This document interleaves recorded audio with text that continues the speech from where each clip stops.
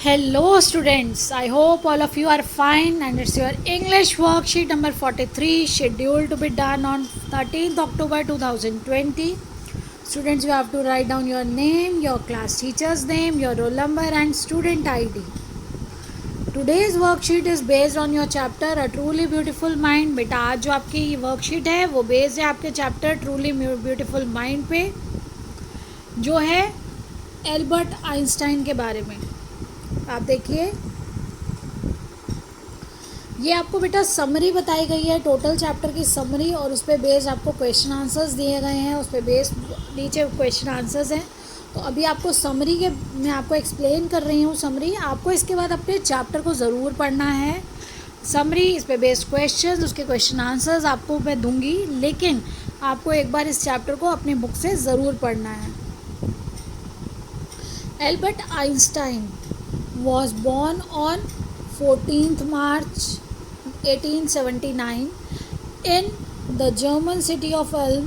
He could not talk for about 2.5 years. वो 2.5 साल तक अल्बर्ट आइंस्टाइन एक साइंटिस्ट है, बहुत बड़े साइंटिस्ट थे, और वो उनकी जो जन्म है वो है 14 मार्च 1879 को उनका जन्म हुआ। जर्मन सिटी, जो जर्मनी का एक शहर है अल्म, उसमें। ही कुड नॉट टॉक, वो बोलना नहीं सीख पाए थे, बोले ही नहीं थे वो बिल्कुल 2.5 वर्ष की उम्र तक। His mother thought him to be abnormal, और उनकी मम्मी इतनी ज़्यादा डर गई थी कि उनको ये एबनॉर्मल लगता था कि अब तक बोलना क्यों नहीं सीखे। His playmate called him brother boring, और इनके साथ जो खेलने वाले बच्चे थे वो हमेशा इनको एक ब्रदर बोरिंग के नाम से कहते थे। क्यों? क्योंकि वो बिल्कुल शांत रहने वालों में से। At school his head master said the boy would never make a success at anything, और उस समय क्योंकि वो इतना ज़्यादा किसी के साथ इतना ज़्यादा कम्युनिकेट नहीं करते थे, एक्सप्रेस नहीं करते थे, कुछ चीज़ों को सिर्फ एनालाइज ही करते थे शायद, तो उनको उनके हेडमास्टर ने तो ये सोच लिया कि ये बच्चा किसी भी फील्ड में कुछ अच्छा सफल नहीं हो पाएगा, बहुत कुछ अलग नहीं कर पाएगा। He used to score good marks in almost every subject, हर सब्जेक्ट में उनके अच्छे मार्क्स आते थे। In manage but felt suffocated in the strict discipline, लेकिन वो जो स्ट्रिक्ट डिसिप्लिन था स्कूल का वो उनको अच्छा नहीं लगता था, वो ग्रो नहीं कर पा रहे थे उसमें। So at the age of 15 he convinced his parents. After long discussion he continues his education in German speaking Switzerland. अब वहाँ पर वो क्या था, क्योंकि उनको वो स्कूल जो वो अच्छा नहीं लग रहा था, वो वहाँ पे नहीं कर पा रहे थे अच्छे से, तो उन्होंने अपने पेरेंट्स को बहुत मुश्किलों से मनाया, और उसके बाद वो एक दूसरे स्कूल में चले गए। अब स्विट्ज़रलैंड में जर्मन स्पीकिंग का जो स्कूल, जहाँ पर जर्मन लैंग्वेज भी होगी, उसके अंदर Einstein was highly gifted in mathematics. उनका शुरू से ही बेटा मैथमेटिक्स और physics, Einstein was highly gifted in mathematics and physics, उनका फिज़िक्स और मैथमेटिक्स बहुत अच्छा था। He graduated from the University of Zurich in 1902. He finally got a job as a technical expert in patent office in Bern. तो क्या हुआ कि उन्होंने मैथ्स और फिज़िक्स उनका बहुत अच्छा था, उसके बाद उन्होंने ग्रेजुएशन की यूनिवर्सिटी ऑफ ज़ूरिक से, और 1902 में उन्होंने एक ऑफिस जो था जहाँ पेटेंट के लिए सारे टेक्निकल एक्सपर्ट बने, एक पेटेंट ऑफिस में जो बर्न का था। वाइल डूइंग हिज जॉब, और अपनी जॉब करते हुए, he was developing his own ideas in secret. वो अपनी जॉब करते करते भी अपने जो खुद के आइडियाज़ थे वो धीरे धीरे उनको प्रिपेयर, अपनी स्टडीज़, उनके थीसिस, वो सब अपने जो पेपर्स थे रेडी कर रहे थे side by side. During graduation he fail in love with a fellow intelligent student. अब जब वो ग्रेजुएशन कर रहे थे उस समय में उनको जो है एक बहुत ही इंटेलिजेंट स्टूडेंट थी मिलेविया मारेक, उनसे उनको प्यार हुआ, और he wanted to marry her, और वो उससे शादी करना चाहते थे, but his mother was against it, लेकिन उनकी मम्मी इसके लिए नहीं मानी। And she was an intelligent girl 3 years older than Albert. वो एक इंटेलिजेंट गर्ल भी थी और साथ साथ वो 3 वर्ष बड़ी थी एल्बर्ट आइंस्टाइन से। द पेयर फाइनली मैरिड, लेकिन फिर भी एक काफ़ी समय के बाद उन्होंने वो फाइनली उन दोनों ने बहुत मना के किसी तरह से शादी की 1903 में। हैड 2 सन, उनके 2 बेटे हुए 1905 में। इन 1905 his paper on special theory of relativity describe the world most famous formula. और 1905 में उन्होंने अपना रिलेटिविटी की जो थ्योरी थी उसका जो फार्मूला दिया, जिसमें उन्होंने रिलेशनशिप बताया मास और एनर्जी का, वो बहुत ही बड़ा सक्सेस, बहुत ही फेमस फार्मूला बना, पूरे संसार में उसे माना गया। After a few years the marriage became week. और कुछ सालों के बाद लेकिन जो उनकी शादीशुदा ज़िंदगी थी वो अब कमज़ोर, उनका जो रिलेशन था वो कमज़ोर होता चला जा रहा था। Mileva started losing her intellectual ambition and became an unhappy housewife. अब क्योंकि वो भी एक इंटेलेक्चुअल पर्सन थी तो अब वो सिर्फ घर में ही हाउसवाइफ बन के रह रही थी, तो उनको कहीं ना कहीं उस चीज़ का बुरा लग रहा था, वो अनहैप्पी थी, इसलिए वो खुश नहीं थी। और finally in 1919 the couple finally divorced. और 1919 में फाइनली 1919 में उन्होंने डाइवोर्स लिया और he married his cousin Elsa the same year. और उसी वर्ष में उन्होंने अपनी कज़न, एक दूर की कोई उनके रिश्तेदार थी, जिससे उन्होंने फिर उसके बाद शादी कर ली एल्जा से। इन 1915 he had publish his general theory of relativity. जो 1905 में उन्होंने फॉर्मूला दिया था जनरल थ्योरी ऑफ रिलेटिविटी का, 10 वर्ष लग गए और उनका वो फाइनली पब्लिश हुआ। It gave a new meaning to the word gravity. और उससे ग्रेविटी जो वर्ड है, जो गुरुत्वाकर्षण है, उसको एक नया मीनिंग मिला, उसका एप्लीकेशन उसको समझने में। एंड एक्लिप्स, एक ग्रहण, सूर्य ग्रहण हुआ 1919 में of sun in the 1919 brought proof. उसने प्रूफ कर दिया, जो सूर्य ग्रहण 1919 में हुआ उससे प्रूफ हुआ कि जो थ्योरी ऑफ रिलेटिविटी है वो एक्यूरेट है, बिल्कुल सही है। और न्यूज़पेपर्स ने उनके काम को कहा साइंटिफिक रिवॉल्यूशन।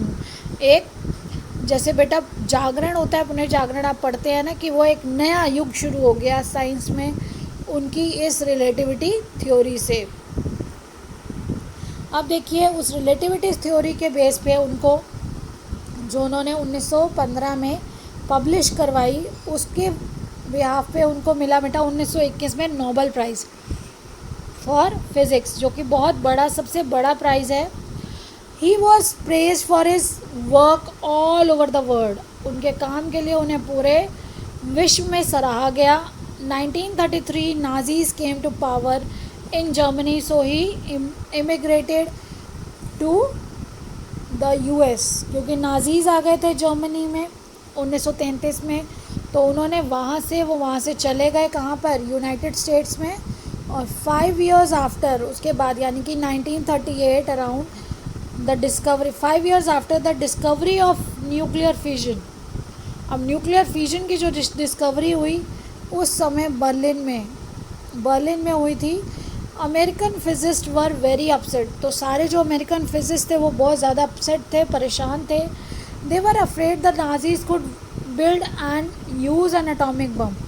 उनको डर था कि जो नाजीज़ है वो क्या कर सकते हैं, वो एटॉमिक बम बना सकते हैं और उसको यूज़ कर सकते हैं। On the request of a colleague he wrote a letter to American president Roosevelt warning him that. अब अपने एक कलीग के रिक्वेस्ट पे इन्होंने एक लेटर लिखा अपने प्रेसिडेंट को, क्योंकि वो वहीं यूनाइटेड स्टेट्स में रह रहे थे, जो कि a single bomb exploded in port might very well destroy some of the surrounding territory। अगर एक पोर्ट में भी अगर एक सिंगल बॉम्ब को भी वहाँ पर एक्सप्लोड कर दिया गया, यूज़ कर लिया गया, तो वो पूरा टोटली वहाँ पर बुरी तरह से उसका खात्मा कर देगा, उस जगह का, उसके आसपास की टेरिटरी को भी ख़त्म कर देगा, आसपास के सब सारे क्षेत्र को। तो वहाँ पे क्या हुआ, America secretly developed that atomic bomb and dropped it on the Japanese cities Hiroshima and Nagasaki। यहाँ पर अमेरिका ने सीक्रेटली एटॉमिक बम बना लिया और उसको हिरोशिमा और नागासाकी पर फेंका। Einstein was very disturb by the extent of destruction. तो वो जो आइंस्टाइन थे वो बहुत ज़्यादा डिस्टर्ब हो गए, वो जो डिस्ट्रक्शन हुआ उसके कारण, जो इतनी बर्बादी हुई, जो ह्यूमन बींग के साथ जो ये बैड इफ़ेक्ट्स थे, जो आफ्टर इफ़ेक्ट्स थे, उसको देखकर ही अगेन रोट अ लेटर। उन्होंने दोबारा एक लेटर लिखा, this time to United Nation, Soviet जो संघ है उसको, to form a world government, पूरे संसार के लिए गवर्नमेंट बनाई जाए। Einstein got politically involve in the next 10 years, और उसके बाद वो उसके बाद के 10 वर्षों तक पॉलिटिकली राजनीति में आए, इसी के लिए कि protest to end arms buildup, ताकि वो ये जो आर्म्स बनाने हैं, ये शस्त्र बनाना है, इसको रोका जा सके, एटॉमिक बॉम्ब्स के प्रोडक्शन को रोका जा सके, उसके यूज़ को रोका जा सके। He campaigned for peace and democracy, उन्होंने विश्व के शांति के लिए, गणतंत्र के लिए। This scientific genius died in 1955, उन्होंने पूरे विश्व की शांति और गणतंत्र के लिए आवाज़ उठाई, और 1955 में 76 वर्ष की उम्र में उनका देहांत हो गया। He was celebrated as a visionary and a world citizen, उनको एक विजनरी जिसने फ्यूचर को जज कर लिया था, वो पहले से जान गए थे कि ये चीज़ ह्यूमन काइंड के लिए, मैन काइंड के लिए अच्छी नहीं है, और इसके आफ्टर इफ़ेक्ट्स क्या हो सकते हैं, उन्होंने उसके लिए पहले से ही वॉर्न किया। और एक वो वर्ल्ड के सिटीज़न थे, उन्होंने केवल अपने कंट्री या अपने बेनिफिट को नहीं सोचा, उन्होंने पूरे संसार के लिए आवाज़ उठाई, तो वो एक पूरे संसार के नागरिक थे। अब देखिए, based on the given passage select the correct option. अब जो हमने समरी पढ़ी है बेटा, उसके बेस पे यहाँ पे हमें क्वेश्चंस दिए गए हैं, जब हम क्वेश्चंस के आंसर बताने हैं। हु वॉज एल्बर्ट आइंस्टाइन, तो एल्बर्ट आइंस्टाइन कौन थे? A musician? नो, वो म्यूजिशियन नहीं थे। अ साइंटिस्ट, वो एक साइंटिस्ट थे। Then Einstein was highly gifted in, Einstein किस में गिफ्टेड थे? फिज़िक्स में, मैथमेटिक्स में। तो हमारा आंसर क्या हो जाएगा बेटा? हमारा आंसर हो जाएगा बोथ 2 and 3। तो बेटा यहाँ पर हमारा जो आंसर है वो, क्योंकि अब ये दोनों ऑप्शंस है, तो हमारा आंसर क्या हो जाएगा? बोथ सेकेंड एंड थर्ड, क्योंकि फिज़िक्स और मैथ्स दोनों में ही वो बहुत ज़्यादा अच्छे थे, गिफ्टेड थे।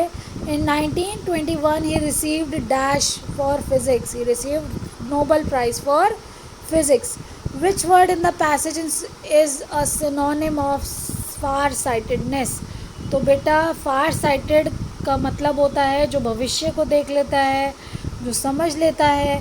तो यहाँ पर सिनोनिम मीन्स है सेम मीनिंग, तो intellectual, technical, genius and visionary, तो यहाँ पर है विजनरी, जो विजन होता है, जिनको जो आगे का पूरा जज कर लेते हैं। तो ये देखिए, अब है हमारे questions. Why were the American physicist upset, तो जो अमेरिकन फिजिस्ट थे जो सारे, वो अपसेट क्यों थे?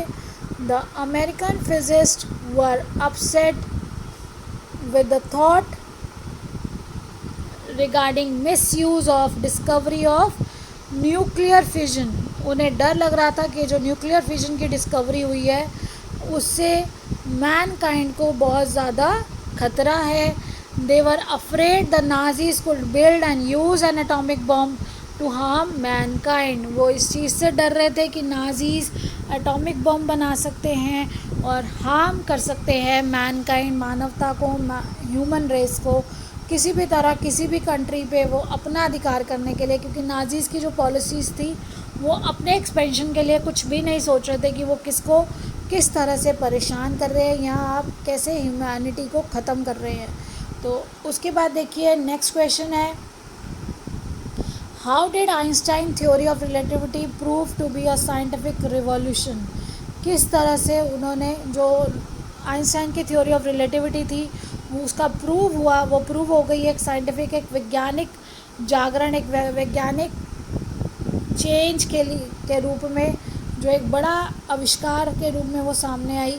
तो an eclipse of the sun, solar eclipse हुआ था 1919 में, brought proof that Einstein's theory of relativity was accurate, the newspapers called his work as a scientific revolution, तो न्यूज़पेपर्स में फिर उनके वर्क को क्या कहा गया? साइंटिफिक रिवॉल्यूशन कंसीडर किया गया। उसके बाद देखिए बेटा नेक्स्ट क्वेश्चन है, what did Einstein Warne the American president about, तो आइंस्टाइन ने अमेरिकन प्रेसिडेंट को किस चीज़ के बारे में चेतावनी दी थी? तो आइंस्टाइन ने अमेरिकन प्रेसिडेंट को ये चेतावनी दी थी बेटा, देखिए, Einstein Warne the American president about the extent of possible destruction by an atomic bomb, कि कितना बुरा असर हो सकता है एक एटॉमिक बॉम्ब का, that a single bomb exploited in port, PORT port है बेटा, जो बंदरगाह होते हैं, might very well destroy some of the surrounding territory. उसके आसपास के पूरे क्षेत्र को ही वो पूरी तरह से तबाह कर सकता है.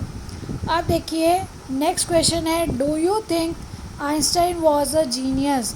आपको बताना है कि आप सही में सोचते हैं कि आइंस्टाइन एक जीनियस थे और क्यों.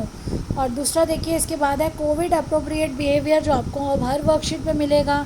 तो बेटा आज का हमारा कोविड अप्रोप्रिएट बिहेवियर, जो हमें अपने बिहेवियर में चीज़ें डालनी है उसे रिमाइंड कराने के लिए दिया जा रहा है. Wash your hands with soap and water regularly. आपको रेगुलरली अपने हाथ धोने हैं साबुन और पानी का इस्तेमाल करके. अब देखिए बेटा, yes Einstein was a genius, he was highly gifted in mathematics. हाँ, हम मानते हैं कि आइंस्टाइन एक जीनियस थे और हाईली गिफ्टेड थे. मैथ क्यों थे जीनियस, मैथ्स और फिज़िक्स में वो गिफ्टेड थे. In 1905 his papers on special theory of relativity described the world's most famous formula about the relationship between mass and energy. तो 1905 में जो उन्होंने अपना स्पेशल थ्योरी रिलेटिविटी की दी, वो बहुत फेमस फार्मूला बना. उसने रिलेशनशिप बताया मास और एनर्जी का, और which gave new meaning to the word gravity, जिसने ग्रेविटी को भी एक नया अर्थ दिया. He received Nobel prize in 1921. Nobel prize बेटा बहुत बड़ा प्राइज़ होता है, और 1921 में उनको वो नोबेल प्राइज़ भी मिला for physics. He was praised for his work all over the world, और उनको पूरे संसार में उनके कार्य के लिए सराहा गया. He was celebrated as visionary and a world citizen, और वो एक विजनरी थे. वो उनका जो फ्यूचर साइट उन्होंने कर लिया था, बहुत दूर की सोच लेते थे. एंड अ वर्ल्ड सिटीज़न, वो पूरे विश्व का नागरिक थे. उन्होंने पूरे विश्व के लिए पीस और हार्मनी, हमेशा उन पूरे विश्व के लिए पीस और डेमोक्रेसी, हार्मनी, इनके लिए उन्होंने आवाज़ भी उठाई. तो इस तरह से जो आइंस्टाइन है वो एक जीनियस थे. वो बहुत उन्होंने कंट्रीब्यूट किया for the welfare of Mankind. And I hope you understood the worksheet. बेटा प्लीज़ अपनी वर्कशीट करने के बाद, समझने के बाद अपने चैप्टर को ज़रूर पढ़िए अपनी टेक्स्ट बुक से. उसके बाद आप अपना टेक्स्ट बुक के क्वेश्चन आंसर्स भी करिए, अपने टीचर्स को काम टाइम पर करके भेजिए. Keep learning, enjoy learning, stay blessed and healthy. Thank you.